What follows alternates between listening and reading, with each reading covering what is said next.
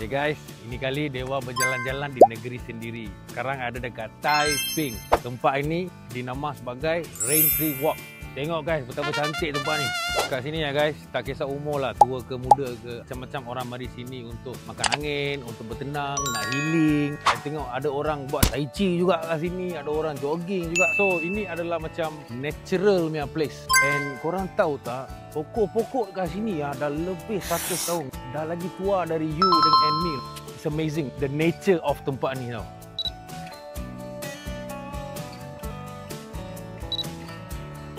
Taiping ni dikenal sebagai tempat yang warisan tau. So ini adalah macam heritage punya tempat. Apa-apa yang korang tengok kat sini ni tak pernah diusik. Memang sama macam tu je. Dan juga tengok pokok ni guys.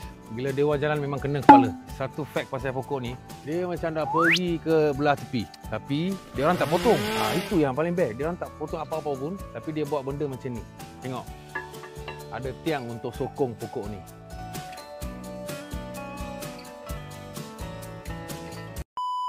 What's that? See? Yalah. On the water there.